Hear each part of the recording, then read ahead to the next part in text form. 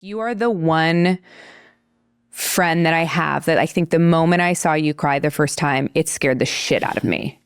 Because you don't. You hold it together all the time.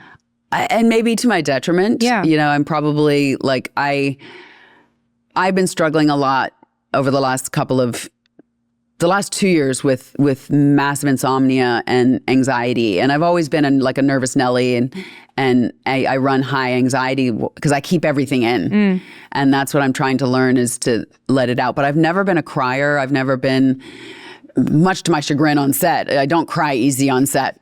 Damn it. Those girls that get the perfect tear coming down, I'm like, how? It's the air stick. Yeah. But They're cheating. They're cheating. They're cheating. Someone told me that one time that 99% of them are using the menthol stick to cry. But I also go back to my first acting teacher, Penny Templeton, in New York, and she was like, she hates those perfect cries as well, because she goes, that's not human nature. No. People naturally don't, you try and stop yourself from crying. Right, because we don't want people to see us cry. Or it's just uncomfortable. You get stuffed up and whatever, and I don't like crying. A good cry is cathartic. But you're like a pretty crier too. I am not when I really start bawling. Crier. I am like a get out of the way. When I really start to cry, Robin thinks like I'm dying. It is like guttural. It's really, I use it as like this like therapeutic thing where I'm like, if I'm gonna go for it. I am gonna go. I mean, if I just lost my Caesar after 17 years, my cat, and it's almost like I cry more leading up to it than afterwards. It hurts me deeply. Like, I feel the hole in my heart from it, but I haven't really cried since. I cried during, and I was ugly crying during, but I cried before thinking of it.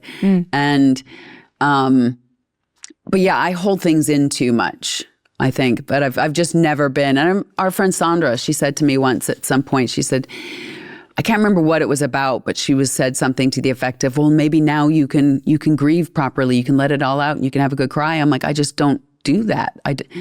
I would like to have a good cry, but I just don't. I don't. I'll sit there and I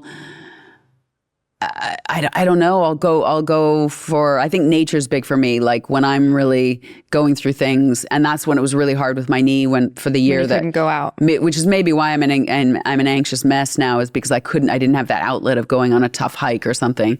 I need to be out in nature, and like that's when I do most of my thinking, is when I can just be out walking and just in the air, in the bigger expanse. I don't know who did the quote, and I'm probably butchering the quote, but something to the effect of, if you're feeling overwhelmed or going through tough times or just feeling like your problems are insurmountable, get to a high vista point or go outside in some, like the middle of a field or something, and you just see, you see the expanse and how small you actually are. And that sometimes can help. And I think that's, for me, what nature does to me, is it kind of puts things in perspective a little bit of my own problems.